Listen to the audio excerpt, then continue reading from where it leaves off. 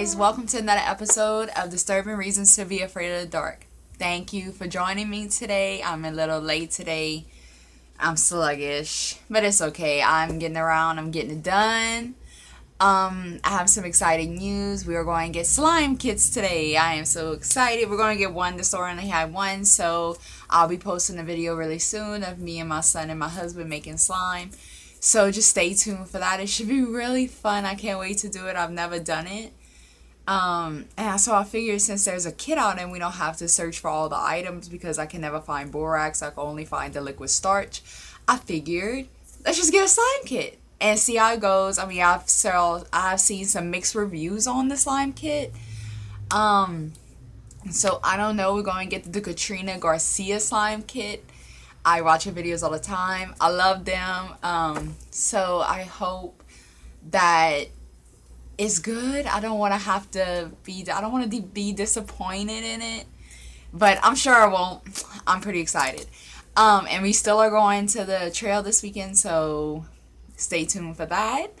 But today we're going to be talking about haunted New Orleans. Some of us probably are really excited right now. I know I love New Orleans. I am originally from Louisiana. I love its history. I love its Cajun. I'm Cajun through and through. I've came here to Alabama and cannot rub that off of me. Like every once in a while I'll slip up and like have a little country in my voice. That's because I'm so used to everyone else seeing it that I just, added to my language. Is so weird. Cajun and it gets odd sometimes because my accent goes from Cajun to country. Cajun. But some days it doesn't. If you've heard it, go ahead and let me know. I find it funny. Like I'll laugh after, like I'll hear myself do it and I'll laugh at myself so hard. It's so funny. But anyway, without further ado, let's go ahead and get started because I believe this one's going to be probably really, really long. And I'm so excited. I've been working on getting a story off of reddit.com. And if anyone knows Reddit, like if you ever read stuff on Reddit, it's amazing. Like the stories. Well, this one's not a story; it's a true story. But she doesn't give us her real name because if she would, it was illegal to do what who and her friends did, even though they had no intention of being there. But it's really good. I've been writing it for the past 2 days, copying it from Reddit. It's taken me a lot longer. If you're on my Instagram, that's what I was doing last night.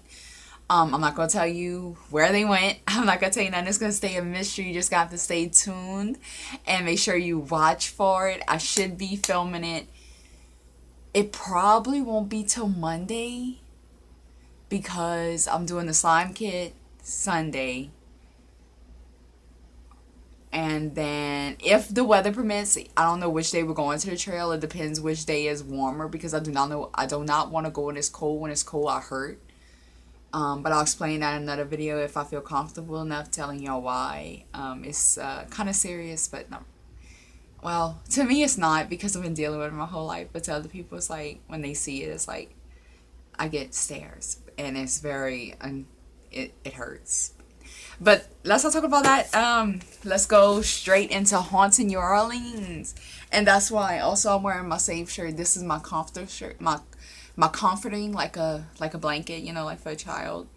This shirt comforts me. I've been having it for a long time. I bought this around when my grandma was still alive, and she always used to say, I like that shirt, and because you always find it weird because she didn't know what these were. They're zombies, and she's like, what is that?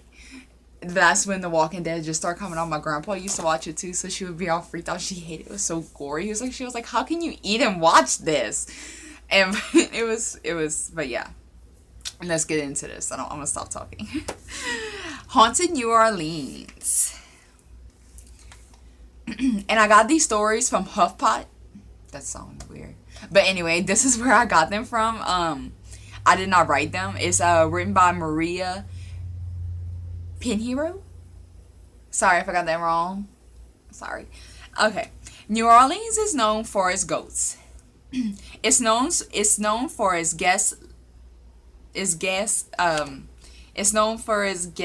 I don't know what that word is. I'm guessing gas-filled streets. I'm gonna go with that. And Spanish moss blowing eagerly in the southern breeze. It's known for its relationship with voodoo, just as it's known for a violent history that traces back to its founding in 1718. New Orleans is an eccentric city. It's a weird city, perhaps the most haunted in all America. Shows like American Horror Story and countless articles have highlighted the heavy hitters, a dangerous pharmacist performing illegal experiments on pregnant women, and no list would be complete without Madame Delphine Lalaurie. She's an interesting character. I could do her if y'all let me know. Just leave in the comments Delphine, Madame Delphine Lalaurie, and I will. If you have trouble spelling it, just put Madame Madame, and I will do a video on her. That'll be an interesting thing to do on. I mean, I could probably find a good bit on it. Like I said, her character was on American Horror Story. I'll also do the Voodoo Priestess if you want. I forgot her name. I feel so bad. But anyway, let's finish. Okay, this one's called Mahogany Jazz Hall and Club.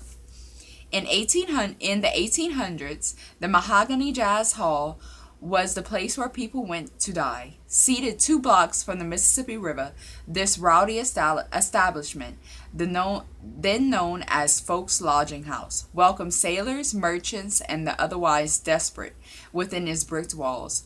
26-year-old Charles Murphy was a long-term guest. He was a shoemaker, an Englishman, and had worked for Anderson's Shoe Factory in New Orleans for nearly 2 years when a debilitating fever struck him. By the time he returned to the lodging at the end of his work shifts, shaken and drawn to the bone, Murphy only ever had enough energy to remind Mr. Folk to wake him up at 6 a.m. The next morning, this was their ritual. On March 31st, 1888, the ritual would break. At 6 a.m. on the dot, Mr. Folk strolled up the stairway and went to Murphy's room.